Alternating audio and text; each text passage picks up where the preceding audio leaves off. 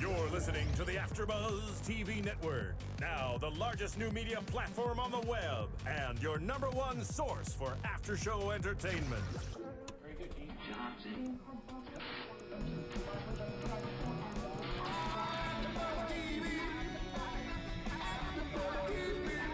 From the AfterBuzz Studios in Los Angeles, California, presented by Maria Menounos and streaming live thanks to Akamai Technologies. This is AfterBuzz TV's Preachers of L.A. After Show. We'll break down tonight's episode and get you all the latest news and gossip. And now, another post-game wrap-up show for your favorite TV show. It's AfterBuzz TV's Preachers of L.A. After Show. Damn. You're listening to the AfterBuzz. Welcome to AfterBuzz TV. I am your host, Fallon Mercedes, with my lovely co-host. We have a special co-host in the building, Mr. Trey Elliot. Say hi. What's up, everybody? What's up? And I'm Megan Thomas at Meg Scoop on Twitter, Facebook, and Instagram. And I'm sorry, I apologize in advance for the horse in my throat. You still sound good. Thank you. think Do I so. sound raspy? Do I sound like I could sing? You do. Yeah, you do. Yeah, this time you actually sound like you can Jeez. sing. But I'll probably be in the bass section yeah, you of with the altos, church. Tenor. low. Tenor. Yeah. Not bass. I Nah. feel like I should be bass. Why? Swing low, sweet child. How about we just sit you down? All right, Trey, where can they find you at online? Comic Trey Elliot on Twitter and Facebook, comedian Trey Elliot. And yeah. So you're pretty funny, I hear. yeah, I tell a couple of jokes. I want to hear, like we said before the show, I want to hear a church joke. Yeah. So get it ready. Okay, yeah. Throughout the show, I'll come up with something clever for y'all. Okay. And you guys can find me on Twitter and Instagram at FitWithFallon. Again, this is the after show for Preachers of L.A. Season 1, episode number 5. And this one is Perspectives and Priorities. What did you guys think of this episode? It was cool. I did notice some stuff that I hadn't noticed before. Oh, So we're going to talk about that later. yes. And Trey, are you a fan of the show? Have you been watching other episodes? Tell us what you think of it. Well, I saw the previews, and I checked the show out tonight, and I think it's pretty entertaining. I have my opinion on a few things about this show, but it's cool. And are you a Christian, or are you of any other faith? I'm a Christian, and I'm I'm spiritual. Yeah. You know what I mean? But just the fact that I was raised, a Christian. That mean you don't go to church? You know what, man? Because you know how Thank people you. say that, right? Yeah. They be like, I'm just spiritual. I don't go to church. No, but I go to church. Okay. You're You in know. one church, Just right? messing with you. Yeah, I go to one Shout church. out to one church. We love that Whenever place. yeah, what's up to Ray? But I go, Bible study. I go Cool. there. Yeah. Okay. Sounds good. All right, so let's jump into it. Yes. On this episode, we see a big 4th of July celebration done at Bishop Jones' house, and Mrs. Jones was the caterer for the event, which I thought was interesting because we've seen him through other episodes kind of like not shun her, but like he makes it known that that's not the woman. But in this episode, it looks like she's the woman of the house Right, running things. right. And we've seen a couple people in the episode actually say it as well. Right. Do you guys think that she should have planned the 4th of July party? Yeah, why not? I didn't see anything wrong with it. And she's just being a woman. That's what women do. So I think she cooked. I mean, she did what she was supposed to do. I mean, that's the woman that he's dating. So Yes. why not? Well, he said he's not dating her. That's the issue. He says they're just friends. I mean, we know how that go. Right. Preacher, no preacher. Exactly. I think this was her way of showing everybody, yeah, we may be friends, but I'm that special friend that runs things. Yeah. And it was clearly shown when she was catering to everybody and making sure everybody was good. But it was also interesting to see that she was a little worried about having, Maisha over, having Lady Lavette, because at the tea party, both of them were kind of in her face, like, what's going on with you and Bishop Jones? Right. Are you guys planning on to get married? So she was worried that she was going to be questioned by them again as she was. She was, Again, they right. approached her and was like, what's going on? And I love Lady Levette because, again, she always knows how to say things, but in a sweet way, Right. But she kind of gave it to her. Like, I knew your merchandise was good. That's what she said That was before. Right. superb. But now I know that your merchandise is superb. And she was referring to her cooking skills. Trey, you're a man. Can a woman win your heart by the way she cooks? Yeah, that's a lot of it, but it's more than that. I mean, she has to be bad and can cook. She just can't cook and not be attractive. But food is definitely a What way. if she's through a attractive man. too? Then that's a plus. That's a double plus. Like if you look good and can cook, then you can roll. Would you wait 16 years to marry this woman if she looked good and she could cook and she been riding with you for that long? You know what? It depends on what's going on. I mean, you know how black people wait all we wait 25 years and Right. date you for that long, and then but it just depends. What he realized he has other issues going on, and he doesn't want to jump into something and then it doesn't work. So. Right. As a man should do, and just like a woman should do, we got to get ourselves right first before we just jump in and try to help somebody else get, which is ironic for him because he's a preacher. Yeah. And Right. it is ironic because he helps other people out and gives them guidance and mentors them. And yet he still has a lot of issues that he hasn't worked out.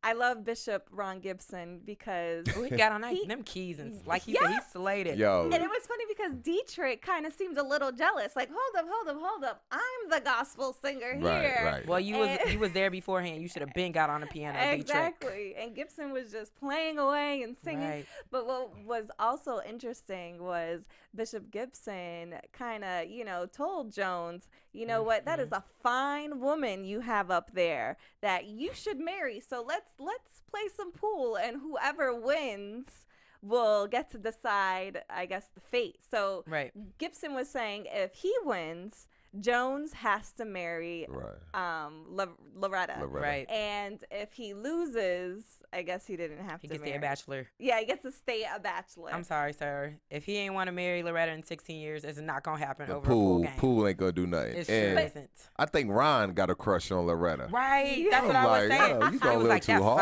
fine woman upstairs. You- She looked good. you She know what cooked it it. is? I'm like, whoa. I think Ron, he knows how to appreciate a good woman. And I feel like he sees this woman who has been good to him, who appreciates him, who can cook, who has been by his side for all these years. He feels like, and we see him, Ron, love his wife. He knows that this woman wants love and needs love and should be loved. And I'm pretty sure that he wants his fellow pastor to be loved as well and to let love in because, I'm pretty sure he feels, and how I feel, that love is one of the greatest things. God It is is. love, right? Right. Yeah, I agree. But Did you? And I want to say this. Did y'all notice when they were playing pool that Bishop Jones had a red lipstick mark on his face? He had it for most of the And pretty who much had most red of- lipstick on? That's what I was looking at. I had to watch it twice, Did and I Loretta couldn't have see anybody. Loretta had on like a pale pink, so it wasn't her. Somebody else was kissing Ah. Bishop Jones on his cheek. There's nothing wrong with that. I don't know. You wouldn't kiss your pastor on his cheek Not with that big old red lipstick, I wouldn't. if you had a Sure different color. wouldn't. Sure wouldn't. Something about the color red. I don't know. It might have been his mama or somebody. I don't know. I'm gonna Let's have to hope. replay the footage and Girl, see who you'll had see. I was like, red can somebody wipe that off lipstick his See, face? that's Because it was on there drama. for a minute. It was on there for a minute. on. So they played the game of pool, and Bishop Jones lost, and he kind of seemed a little hesitant. He kind of seemed a little scared that the pressure was on. And then after the 4th of July, everybody had a good time. Loretta wants to speak to Bishop Jones and was just kind of like, they keep on questioning me. They keep on asking me. Everybody wants to know what is going on with us. And I think at that point, Jones is just like, you know what? I need help. I need to seek or speak to somebody to help me figure out what I want because Right. he knows that he needs to make a move. If you're not growing together, you're growing apart. And it seems like he really does care about her. And what I love is that he also cares about her feelings. Right. Maybe And- he's not stepping up as a man the way he should, but at least he cares about her feelings where he doesn't want to continue hurting her. Right, and she even says to him, "You're commitment phobic, like you are Yes. afraid of." And he agrees with her. He's like, "You're right. I think after 16 years of quote unquote dating and befriending a woman, there is some commitment phobia there. Well, definitely here's the is. thing. You know, what you got to remember is that she pursued him. And Right. So But that's the strike problem. one. Right. You know what I and why is mean? that strike one for a lot of ladies out there? Because a man don't. It's cool to pursue us, but I mean, we like to be the predator. You like to be the chooser, not the chosen. Right. Because now, don't get me wrong. I mean, I'm sure. You trying to get chose sometimes. I'm sure. Yeah, but I'm sure Loretta and Bishop Jones they didn't did their little something. You know what I mean? Of course. Yeah. So you am I able to say that? Yeah, Alright. you can Oh, say okay. They fornicated. I believe they I'm have. sure they done got it in. See, that's the pleasure in the good part about a woman pursuing a man is that okay, we know she ain't on no bull. So you know. Things could kind of speed up in that other area. Oh, you know what I Lord. mean? But it sure slowed down. 16 years of waiting. But he, you know, yo, at the end of the day, that man got to pursue her. Yeah. And I think that's what he tries to say. You know, he obviously, that's why in a way I kind of don't feel bad for Loretta. I mean, She could leave. that's what I'm saying. Yeah. She has the option to leave if a man, you know, this isn't new. This has been going on for years. Yeah. Would y'all wait 16 years? No, I wouldn't wait to. Exactly. I wouldn't. sorry, because I feel like I it- wouldn't wait at 6 months. This point, What? they're, You're either- they're you're in or old. you're They're out. older. They're older. Okay. Yeah, you're Bishop right. Jones is in his 60s. Like she looks really good. She might be late 40s or something.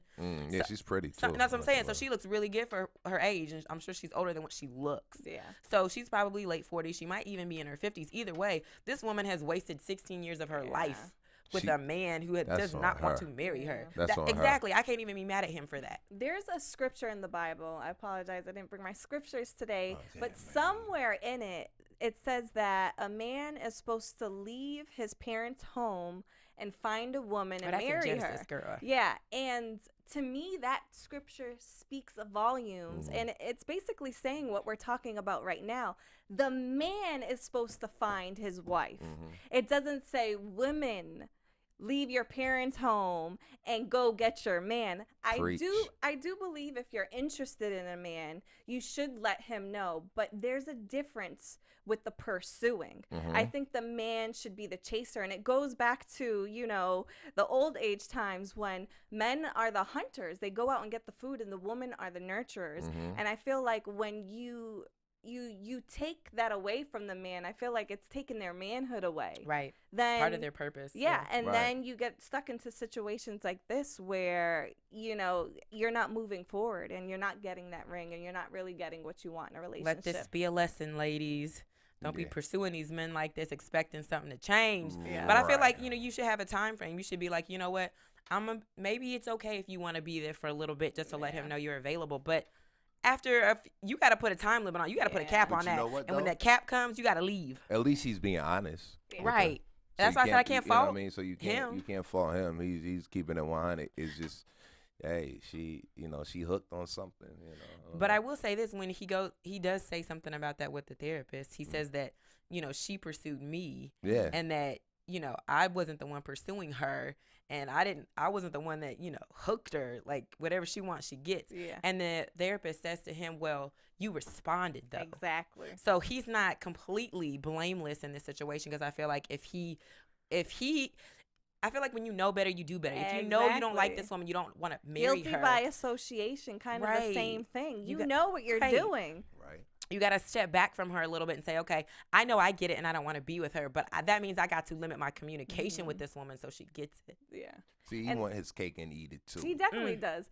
And the therapist, Dr. Bryant Davis, I loved her. She was blunt. Yes. She was just like, no, Bishop Jones, this is your problem. And she basically said to him, you deal with every woman like it's your mom. You're treating every woman in your life like it's your mom. They're all not going to leave you. So you need to, because when he was younger, he explained that he had to go back to Jamaica, was it? Yeah, his mom dropped him off with his grandmother. And that's similar. In my family, my grandmother had to do the same thing. When you are from a different country and you want to make a better life for your children, usually one of the parents has to go. And majority of the times, the father's not even in the life. So the mom leaves to go get the green card or the visa, and the child has to stay with the grandparents. And then the child ends up feeling abandonment. Right. And what they do is they carry that with them throughout the years. And even my Right. father, very similar to Bishop Jones in the sense that he's a workaholic.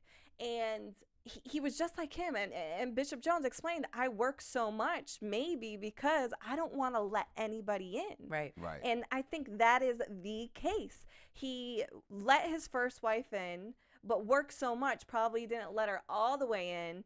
That hurt their marriage. And he said, well, she left me, or this didn't work out. I'm not going to do that again. But he doesn't really, I guess, he doesn't man up and see his own problems, what he did. And that's, you know, I understand as a man, you have to provide for your family, but I think there's a thin line. Like, you have Right. to balance. You have to Definitely. provide for your family, but, you know, at the end of the day, when everything is gone, when you're, you know, Bishop Jones, he's sick. When he's on, you know, in the hospital, or if something tragic happens to Right. him, you know, his money, his Ferraris, all that stuff isn't going to be there for him. It's going to be the Right. woman he You- loves. And Right. that's the thing. It's funny you say that, because a friend of mine, we were talking, and, you know, talking about, you know, a single man having a lot of women, and he was saying, you know, my uncle pulled me to the side, and he said his uncle was a big time player and got sick. And when he got sick and was in the hospital, he had no one to come to his bedside. You know what I mean? Because he just had miscellaneous women, but no one that was special. Right. So at the end of the day, yeah, I think that's what we do want. You know what I mean? We want, if we're, you know, in that bed or sick or, you know, or whatever, we want that one lady, you know, particular person. Right. So. And I think it's like crazy to say, if you think about it, Bishop Jones said from 7 to 17, he didn't really see his mother because he was in Jamaica with his grandmother. He has carried that on to his 60s. That's Yeah, like, that's what, crazy. 40, 50 years later. Crazy. It has taken him that long to recognize his problem. Think about how his life could have been so different. And he could have made so many different changes if he had recognized this earlier. You know what I think, and maybe you guys may not agree, but I think when men have a lot of money, it's a good thing, but it also can be a very bad thing because they never really get to look at themselves. I Right. feel like when you don't have a lot of money, that's when you can really look at yourself and observe and see what's going on. I don't know. I feel like you see a lot of men with a lot of money who are players, who are bachelors, but ones that are not as well off, they usually choose to settle down sooner in life because I we feel looking for like somebody to help us out. Well, I mean, Right, like, yeah, right. you pay half these bills. I Right. love you. You know. well, I think it's more than that. I feel like they see things the way it really is. Right. Well, let me tell you this. It depends on how that man became wealthy, how long it took him to get wealthy. It depends on what he had to do. You know, you have men who started from nothing and worked their way up. I don't think they really have those issues. You know what I'm saying? But it just depends. You know, the easier you get it, then yeah, the less probably you're not gonna know who you are. Like, you got these athletes that are 19, 20 that become millionaires. They don't know who they are at 19 or 20, so they can get lost. But when you have somebody that gradually took that progression, you know what I'm saying? That's a good point. Then you know they know who they are. You know what I mean? So it's hey. Dr. Bryan, she explained to Bishop Jones, you know, I think that you should take some time off away from Loretta and figure out what it is that you want. Hello. I mean, that's probably about 15 years late. And it was Yeah. interesting to see his response. He's like, to go without talking, a day without talking to Loretta, to me that means they must be pretty close. That's what I'm saying. Like, he doesn't come on that they're that close, but they must be very, very close if he's thinking how challenging it will be not talking to her. And it was very interesting also to see him like tear up and get emotional. I've never seen him as being an emotional guy. Yeah. We see him as this very like strong, professional, outgoing, not very emotional. So for him to get teary-eyed, he really does have an issue. Yeah, I mean, it's real. I mean, we you know, we just not walking around making up things. I'm sure he Right. I mean, especially an issue like that, you know. Right. I mean, it's hard, you know. So it's something he really has to deal with. I'm sure if he didn't have that issue, I mean, Loretta would be somebody he probably would want to marry. But Right. this man has been married already. Yeah. We don't know. I'm not sure if he was hurt in that last relationship or what. But once you get hurt one time as a man, Right. we don't want to get hurt twice. You know, this really bothers me. I feel like men, I don't know, maybe there needs to be more ministry for men to teach them how to love, to open up, to let their guard down. Like, I think with women, we're more compassionate. It's in our DNA, but I feel like so many men are missing out on what life is really about because they don't want to open up and love. My younger brother, he's only 23 years old, and he just got married this summer, and it was just such a blessing. And I had sat down and talked to him before he got married, and I said, you know, I can't believe you're my little brother. You're only 23, and you're about to get married. And his response to me was, you know, men nowadays, they're just extending adolescence. They're getting married at 35. He was like, back in the day, you became a man when you were like 16. Right. And that was just so much wisdom from him. And I'm like, this is so true. Men, they just extend adolescence. They want to have fun. They don't want to take responsibility. And it's just like, he's very well grounded in the church. And I feel like a lot of men need more mentors. They need, and you know, and Bishop Jones, he's great, but maybe he needs a mentor, somebody to like Bishop Gibson. Bishop Gibson is his homeboy that he talks to. But I just think that it also has to do with, you know, as you can tell from the story that Bishop Jones tells, his father wasn't in the picture either. Right. So I think when a man doesn't have his father, it's that much harder to understand a man's role, a husband's role, a father's role. I mean, it's not impossible, but I think you have to go above and beyond what a boy that grows up with a father has to learn, or grows up, you know, with it. But it's crazy to me that he still carries this, and he doesn't know the roles when he is a father, you know, has children, and he's a leader of his church. How can you be a leader to other men when you're missing pieces of being a man? But it's just like, you know, you always can get that advice, give the advice, but it's hard for you to listen to your own. I think that's probably the case with him. I mean, as a man, you know, like, I didn't grow up with my father. I mean, I had a stepfather, but he was a provider. He wasn't a father. Right. And I had a relationship with my real dad, you know, but I just didn't have that every day, you know, whatever. So I'm still learning how to be a man. Right. And I'm 33. But the thing about it, that's the thing. It's hard for men to be men now because we have to look at how the women are acting as well. A lot of women don't allow a man to be a man, or it's just a lot of conflict with the whole men and women. So it's like times have changed. It's not 1938 anymore. You know what I mean? So I think women can take some of the blame, but I feel like for your own personal actions, everyone is accountable for their own. I think people I think when you become an adult, you can only carry your hurts for so long as excuses. I feel like a lot of people will use those things that they, you know, when they were hurt when they were a child, as crutches to carry them on in adulthood so they don't have to take responsibility. And I feel like, you know, people have been in abusive relationships, you know, or they've seen their parents abuse other women. I don't think that's an excuse so they can go and hit other women. Right. You know, I think that's a crutch if they do and they say, oh, well, I seen this. I feel like if you know better, you do better. Right. So I have a question then for you guys. What do you think? You know, of course, he talks to Loretta and he tells her that they should take some time apart. What do you think? Do you think he did the right thing? Man. What do you mean? By telling Loretta, like, hey, we need to take some time apart. Oh, yeah. No, I thought that was very grown of him. And a part of me feels like he wanted to take some time apart. No, he did. When he talked to the therapist, he said that. He's like, I know I need to be whole. Yeah. I'm going to go through this process and be whole. So I feel like, he knew he wanted to do that. Yes, and I think he needed kind of a good excuse too. Right. My therapist said that we should take some time apart, but I think it was good because I feel like he really did to kind of see where he is really at in life and what needs to be done, because I just feel like he's leading her on, he's leading himself on in a way, and it's just something. You want to say something? I just think, taking breaks or whatever, it's practicing divorce or practicing all that. Like, either you know what you want or you don't. Yeah. You know what I mean? Like, time apart for what?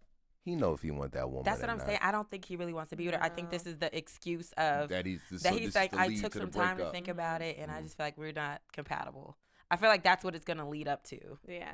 He had said, do I want to take a chance of ruining a marvelous friendship with a marriage? And I just feel like that's an excuse. It is. You don't want to be with her, Bishop Jones. Yeah. That's it. Yep. Let us know what you think on iTunes. Subscribe to our podcast. And I apologize again for being hoarse. And you might hear me sucking on this throat lozenge. I'm not smacking my teeth, I promise. But make sure you subscribe to Preachers of L.A. AfterBuzz podcast on iTunes. Make sure you tell your friends. Give us 5 stars because we need them. Hey. 5 And feel free to comment because we like to comment. We like to read people's comments. Do we have a comment? Yes, we do. We have a YouTube comment, right? Yes, we have a couple YouTube comments. Yay.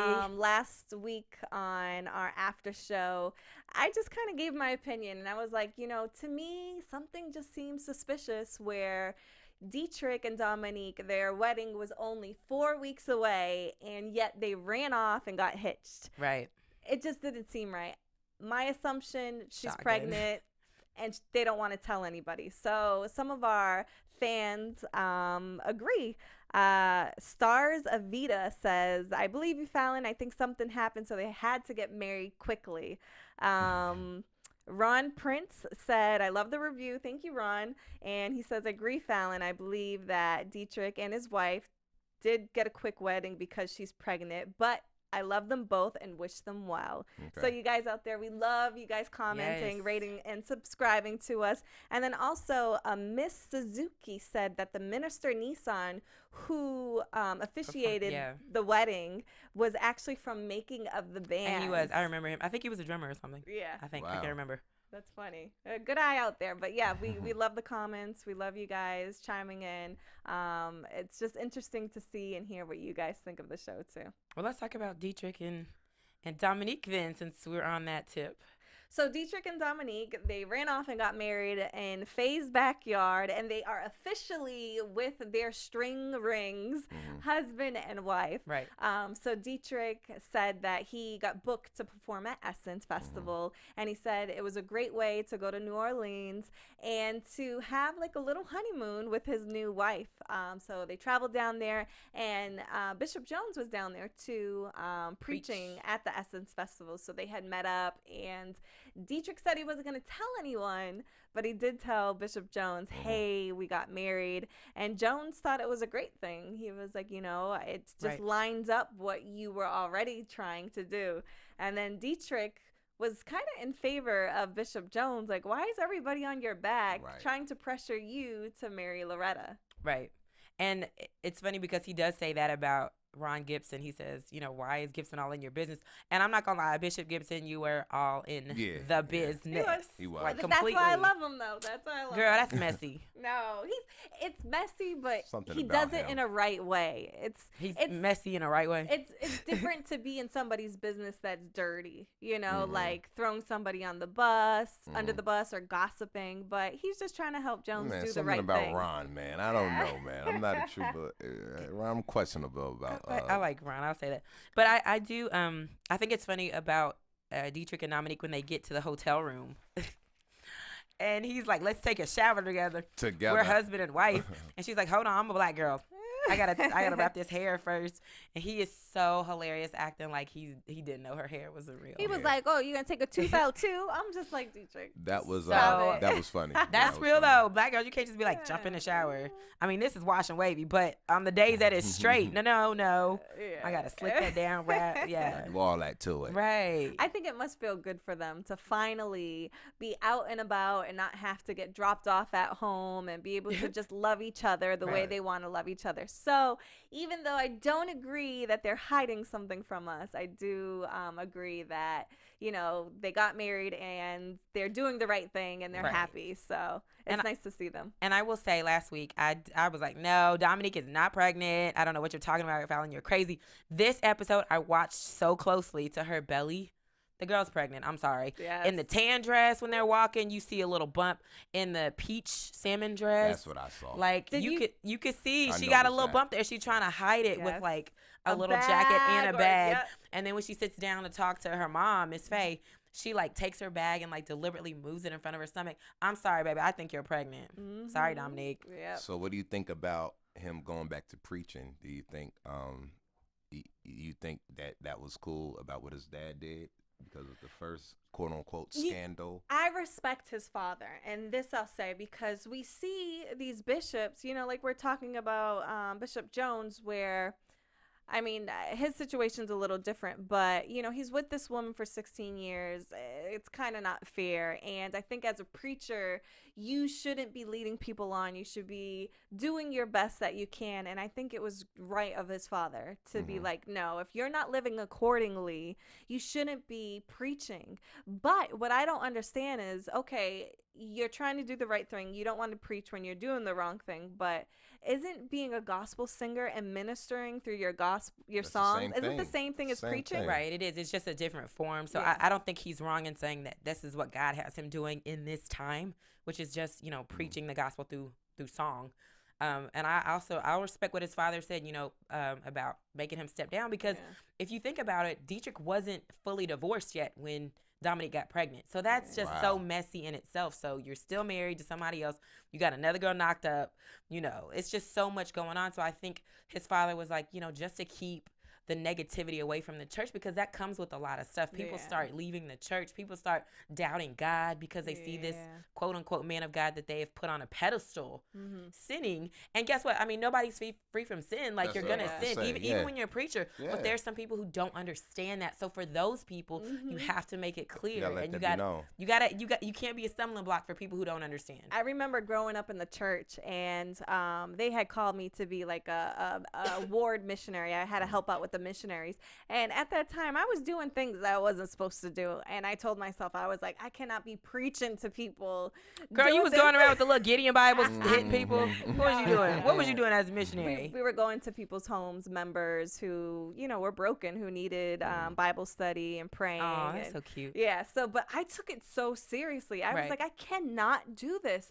So I really started trying to obey the commandments. I stopped doing what I was doing. I was waking up every single day, reading my Bible. I was praying wholeheartedly every single day. And I'll tell you, that point in my life, I never felt so close to God. Right. I got an answer to a prayer, and I never experienced that before, ever in my life. And I know it was because I was trying my best to walk in the light. And I feel like anybody who is trying to guide other people, they should be doing that. Right. And I feel like his dad was right. I feel like Deitrick needs to be walking completely whole if he wants to guide other people. Well, the closer you come to God, the more challenges, the more. Right. Oh, yes, definitely. So, I mean, as human, we gonna fail at times. Yeah. But I kind of think it was a good decision too. But when he comes back to preach, I think he needs to address it. Like, look, I know I messed up before, but I'm back, and Right. And I think that's what he's trying to do. He said, I want people to get to a place of trusting me again. Now I'm married. We have a family, and I think he's just waiting. And I think the next step of his life and his spiritual maturity will take him back to preaching. Yes. I like the guy. I like the couple. I like them together. I do too. Yeah. When they were in New Orleans, walking the streets, they noticed a homeless woman who had her feet up and they were swollen, but she had a sign, and it basically had John 14 on it. Do you have that scripture? John 3:16. John 3:16. Do you have that scripture? For God so loved the world that he gave his only begotten Son. Yeah, that whosoever believeth in him shall not perish but have everlasting life. Deitrick felt like he should go over to her, and he felt compelled to pray for her. Right. And he had asked her, it came out that she doesn't beg people for money. She is literally sitting there trying to preach the gospel. Right. And if people want to give her money, they can. And they just thought that was so great. I almost brought a tear to my eye. Really? Right. Really? No bull. Like, I was like, wow, that was emotional. I was like, that was good. That's real faith though. Like, Yes. she's really like, I'm out here, beating the path for God, and I'm not even asking people for money. I just have such faith that he is going to provide. I'm gonna go to sleep on this bench, and look, somebody brought money to her. It was cool because he was like, I'm gonna pray for you. Can I pray for you? She was like, yeah, and I'm gonna pray for you too. Right. You know what I mean? She was like, we both gonna pray for Yeah. It was cool. And her feet were swollen also, and he laid his hands, and I love that he didn't even care, Right. He just went over there, touched her feet, and was just praying for her that the swelling would go down, that she would be blessed, that she would have enough food to be taken care of. And, then we see somebody else walk by saying, I pray for her too. We take care of her. We Right. love her. And it was really nice to see people who really don't know each other, but to still pray for each other and still care for each other. That's the way we got to be. Yeah. Right. And that's what Deitrick says. He says, this is what real ministry, this is what we got to get back to. Yeah. We got to get rid of the Bentleys and the big houses, all this stuff, all the bling. He's like, we got to get back to ministry. Yeah. And that's part of what Jesus did. He healed people that were sick, Yes. that nobody wanted to touch. He Yeah. walked and healed people. Right. You know? And even afterwards, Oh, what Dominique is like, don't touch me. I'm not like, gonna "You lie. better wash your hands." I'm not gonna lie. I probably would have been like, here, babe, here's some hand sanitizer. Put that in Yeah. your hand. But the fact that he did that was so awesome and amazing. And I feel like most people should do that. We should not shun someone who looks like they are unclean or they're poor or something. We should love them just like Christ loved them. Yes. And coming back to what I was saying earlier, I kind of believe that Deitrick is a little more humble than the other preachers. And I think it's because he doesn't have as much as them. He was taking away from what he had before. He's no longer able to preach. He doesn't have a huge church. He doesn't have everything that the other preachers have. And I kind of feel like that's what keeps him humble and still connected to what real ministry should be. Right. Right. Agreed. All right, let's move on to the Cheneys, the sexy Cheneys, let's call them. Our favorite Sexy. sexy couple. So Wayne Chaney is in a position right now where he really doesn't get much days off. They show in this episode one day that he has off, and he invites his grandmother over Right. and the family, and the kids are in the backyard. And his grandmother was asking him, how's the church going? Now, just some backstory. His grandmother and grandfather were the ones who started the church that he runs now. And it actually started in their living room. Right. And there was only 7 people many, many years ago. So to see the church grow and to be what it is and to have her grandson take over, she wants to make sure that her husband, who has now passed away, is proud. Right. And when she asked him, how's everything going? And he basically says, like, I'm overwhelmed. I don't know if I can do this all. And she's very disappointed in him. And she's just like, I don't think your grandfather, who's no longer here, would appreciate that. Yeah, she also says, like, what do you think he would do Yeah. in this instance? And of course he says, what, get an assistant, an executive pastor, which I agree with. Yeah. Grandma pulled the card. Yeah. You know what I mean? Which was dope. Pulled his man card, his preacher card. Like, what you gonna do? And he explained too how much he loves his grandmother, and for the LA premiere of Preachers of L.A., which I was able to go to, I remember standing outside, and his grandmother was waiting for the car, and they had to go. He had to get his kids to bed, and he was just like, no, I gotta wait here. You guys go. I gotta take care of grandma. And like, you could just see the love that he has for his granny. So when he was so saying cute. in this episode, like, I love my granny, he really loves That's his the real granny. deal. So I think when she gave him that advice, you need to get an executive pastor, he really took it to heart, and he went back to his church. He got his team together and said, listen, I need to get somebody on the board. Somebody has to step up with me to help me out, because this is just, it's overload for me. And he brings up the idea of having his wife as an executive pastor. And I was very surprised that they didn't seem like they wanted a woman as a preacher. You're surprised? I was surprised. Why? I thought they would be more open, especially there were women on the board. You think they would be open to other women preaching. And Maisha, not only is she his wife, but she's also head of the gospel, head of The choir. I Yeah, think, the like, praise choir. team stuff. Yeah. Yeah. The thing praise about team. it, one of the members of the board, I think the woman, the young one, the youngest one, was saying, not more so she didn't think that she could do it, but the way that the congregation, would they follow a woman, as, you know what I mean, as a executive pastor or whatever. So she was talking from, I think, from the congregation as a whole. With how would By they the do way, that young lady, I don't know how into reality TV shows you guys are. You guys watch, but she's Brandy's best friend, and Brandy's old. She is in Brandy's reality show. Brittany had a girl best friend and a guy best friend, and that's her. I said, shut your mouth. I forgot her Word. name though. She That everywhere. is her. It is a small world. Right, We're it is a making small- the band. We're Right, seeing Brandy. right, right. Everybody up in here. No, but I agree with what you're saying, and so I had to do a little research on this because I grew up in a place where at first we didn't have female preachers as well because of the same thing that she said, which is spiritually in the Bible. She said something to the effect of, women should not be spiritually authoritative over men. Right. And the older woman on the board confirmed that. She said, you know, like she's a woman. There's no other men that can do this job. That was in my church too. They only they call it the keys to the priesthood. They would only let men. Right. the head of the And church. so I looked at this because I know from Old Testament scripture that there were women who were in leadership. Right. First of all, there was Miriam, who was Moses and Aaron's sister. Okay. And I guess she was in leadership because she was her sister. And then you have Deborah, who was the only female judge in the book of Judges amongst 13 other judges. And she was there for maybe like 40 years.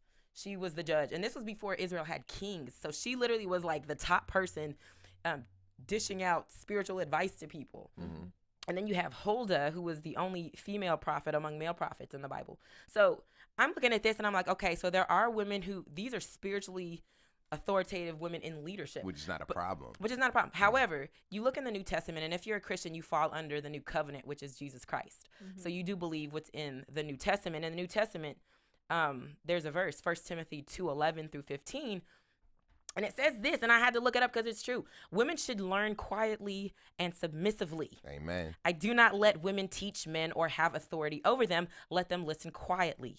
For God made Adam first, and afterward he made Eve, and it was not Adam who was deceived by Satan. The woman was deceived, and sin was the that result. hurt. But See women, that? so basically he's saying that the women should not have authoritative leadership over men because women being the vessel under a man, I mean, the way God has designed it is God first, the husband, the wife, the children, right? So what he's saying in here is because of that, and the woman is somewhat of a weaker vessel, that's why she cannot lead men spiritually. You know why God said that? Why? Because he knows that women don't make decisions based off of a lot of times, and this might Watch gonna your be mouth. hard. Say, I know. Be careful. And this Be is gonna careful be, now, and this is what Trey. Wayne and Maisha going to deal with. Women, you know, a lot of women make decisions Off of emotions and not logic, and so, I mean, so y'all be ready just to cancel something completely out just because you know, because of emotions, and so that's why, you know what I mean, and Right. that's just the makeup. Okay. So then I was looking in the New Testament to see if there were any examples of women preachers, and there actually aren't. But however, in Acts 18 through 26, there's a woman named Priscilla, along with her husband Aquila, who discipled to, I guess his name is Apollos, to give him the accuracy of the gospel. You making these names up? No, it's in there. Aquila's bad. Aquila and Priscilla. Yeah, and so she didn't necessarily have spiritual authority over him, but she did minister to the dude along with her husband. Yeah. So that kind of says something. And then in Romans 16:1, you have Phoebe. Paul specifically states that Phoebe was a servant or a deaconess. So women could be deaconesses during the New Testament times. However, they were not allowed to be elders, and elders were the ones that were charged with teaching, not deaconesses. So technically, so all that being said, technically, if you're a Christian and you follow the New Testament, which is the gospel of Jesus Christ, if you follow that, then it is true that women should not have spiritual authority over men. However, they're allowed to teach children. They're allowed to teach other women. So then when I make the connection with Maisha Chaney, if you listen to what she says when she's talking to her husband, she says, I want to take care of you. Yeah. I want Obedient. to I want to be a great wife to you, great woman of God, great mother, and pour into woman.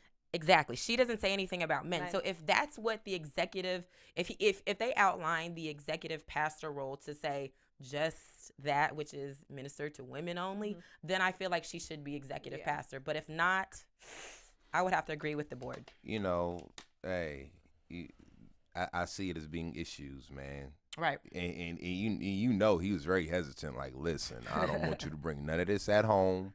You know what I mean? But it's Right. hard. I think it's going to be kind of difficult. But we'll see. You know, we got to pray on that. You know? And I would say they should keep doing. I mean, fine, if you want to make your wife executive pastor, cool. But I say at the moment it starts to interfere with your marriage, she should step down. just so it doesn't mess up their marriage. That's first and foremost for them. Read that first part again. What that say? You know what? Oh, okay. You know what? Quietly. I see that in a lot of churches, though.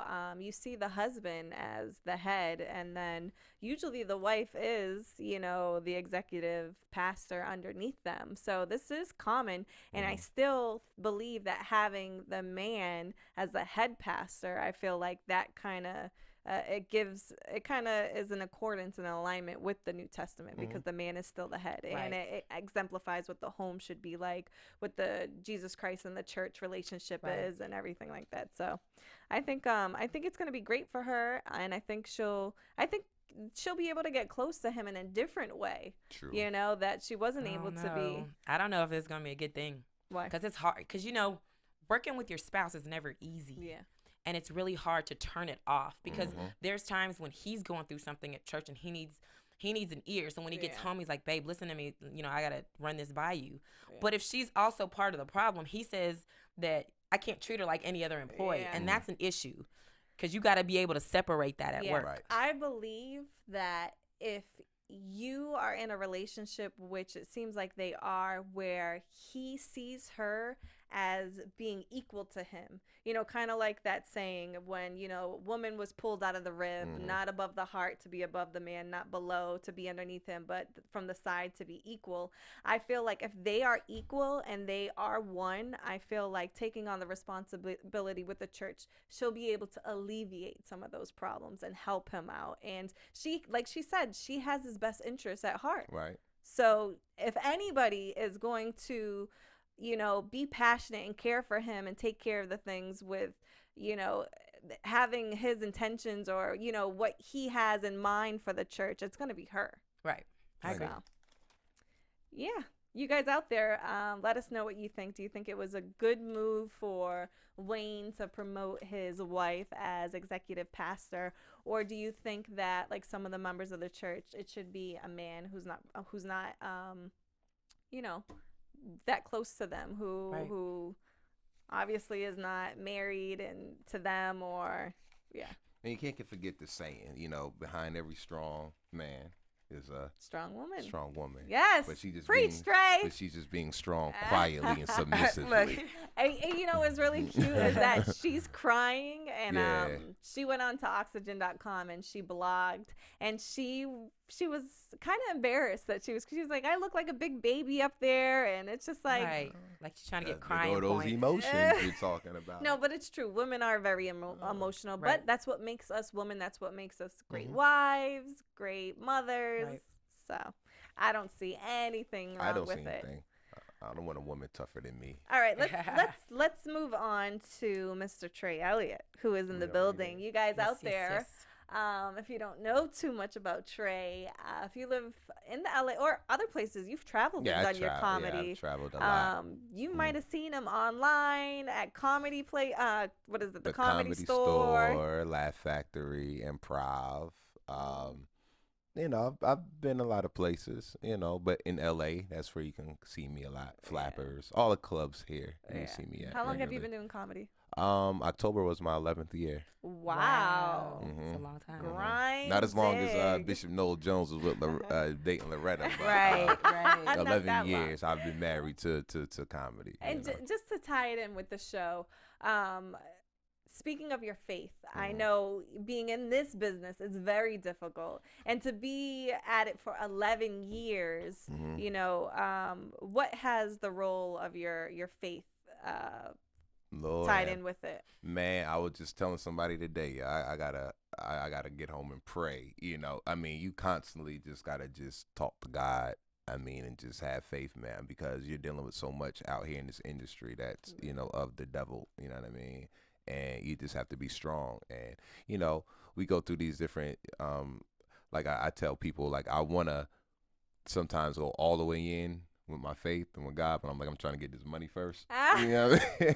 Wow. Yeah, man. Isn't that a struggle for all of us? Yeah, it was just like, man. But like I said, God knows our hearts. I believe that, and I'm just trying to have dignity and just keep my morals and keep my faith, because I mean God has done a lot for me, and I mean out here, you know, the struggles Right. that people deal with. Are I mean, so real. the only way, you know, I feel as though I could get through those struggles is through the man above, man, and Right. he's taken me a long way, and you know, a lot of blessings since I've been out here, even through the struggle. Yes.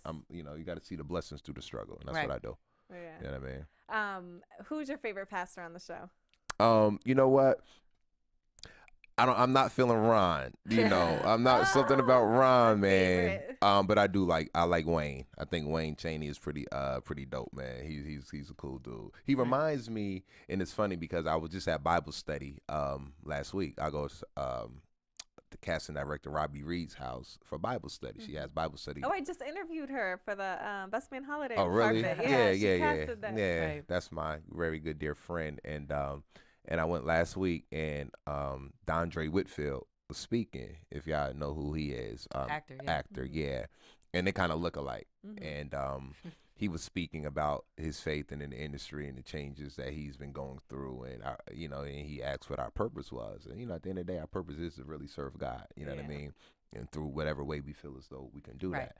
But and it just made me think, like, you know, I feel like I'm serving my purpose. Ah. You know what I mean? What a blessing. That's awesome. Yeah, and that's a blessing. You know what I Yeah. mean? To make people laugh, and you know. It is. It really is a blessing to make people laugh. I think I was watching some show, and there was a cancer patient, and she was saying how she went through stage 4 cancer, a lot of chemotherapy, and she said she would watch comedy movies to help her get through it. Instead Right. of focusing on the negative, she would laugh to get through her struggles. So I could Yeah. definitely see how comedy can help. What made you want to be a comedian? You know, I was just always silly, class clown. Oh, really? And it was something I just kind of wanted to challenge myself. It was actually a dare. Yeah. 11 years ago from a coworker at UPS, and so I took the dare and ran with it. You know what I mean? So, you know, comedians are like preachers. Preachers want to be comedians, Right. and comedians, we are a form of like when I'm on stage, I try to teach a message, Yeah. give a message, you know, about life. Very good analogy. I know Joel Osteen, when he preaches, each sermon that he does, he always opens up with a joke. And he did that kind of as an icebreaker so he wouldn't be so scared, but he's carried it with him for years and years. Right. So yeah, I could definitely relate, you know, how comedians are similar to preachers. For news and gossip, we got some good couple stuff things. going on. We gossiping about. All right, Well, Meg, you got anything? Yes. So Deitrick Hatton just tweeted yesterday. He said, if your pastor's message is all about Preachers of L.A. this Sunday, I recommend that you find another church. Preach the word, and that's all. LOL. Ooh, is that a low blow to a low TD blow. Jakes? Oh, Sounds yeah, like T.D. it Jakes is. came Right. out like Suge Knight. Right. Do you think he's right, though? Do you think if your pastor's preaching about Preachers of L.A., you should move churches? I mean, if that's the only thing it's about, yeah. I feel like you need to be preaching from the scriptures. And I feel like They knew they was gonna get a lot of, you know, Slack. mixed feelings Slack, about yeah. it. I mean, hey. Now, Jay Hazlip, he had responded to the whole, you know, being a prosperity preacher. You know, people see him blinging, and not everybody is okay with it. Some people have a problem. So he went on to oxygen.com, and this was his response. He didn't take a vow to be poor when he became a preacher. He said he's not out here he's not out here to live in poverty or to teach people to live in poverty. He's trying to help people come out of it who has an ambition to be in poverty. He wants his kids to get educated and have a nice life. He should be able to send his kids off to college just like the regular businessman. He had said that he has not gotten a raise in the last 5 or 6 years. He has gotten the same pay, even though his churches grew and he's done a lot of preaching and ministry engagements. He still has the same pay. So that's what he has to say about that. You know, Okay. it disturbs me. Like, I'm big on that because I used to live in Atlanta. That's where I went to school. I used to go to Creflo Dollar Church. And everybody always had an issue. First of all, that the last name was Dollar. I'm like, that ain't gonna help it. Doesn't But, help, right? but they be like, man, you know, he all about money. All he teaches about is prosperity. Now, and I agree with my man right there. You can't be broke and trying to teach somebody, pay your tithes because you'll reap this, that, and the third, and you struggling yourself. Like, that's not a leader. So you have to lead by example. You know what I mean? So I don't see nothing wrong with a pastor having luxury anything. I mean, that's, hey, I don't see nothing wrong with it. I mean. I think there's a thin line between excess, though, and I will say that. I think some pastors, you can't put them all in the same group. They all can't make the same amount of money and, live in the same type of house. I think it's subjective, but I will say that I do think some pastors are a little bit on the excessive side. Mm-hmm.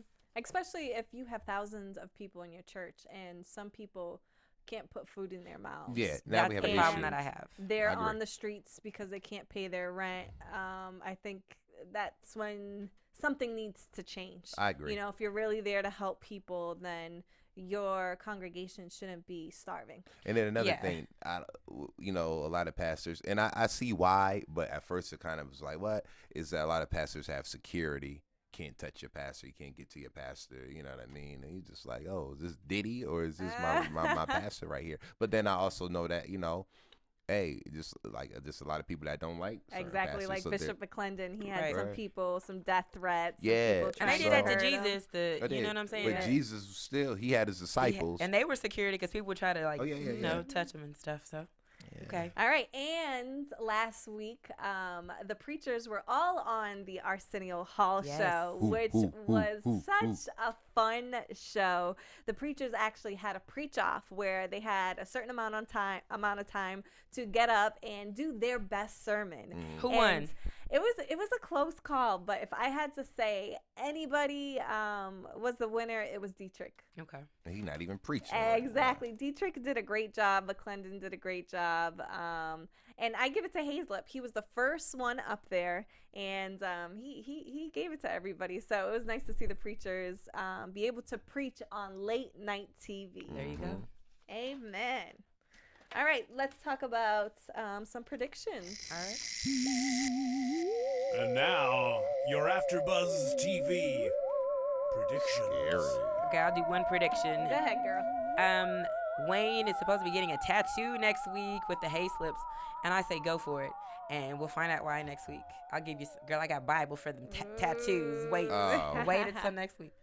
You'll be surprised what I say.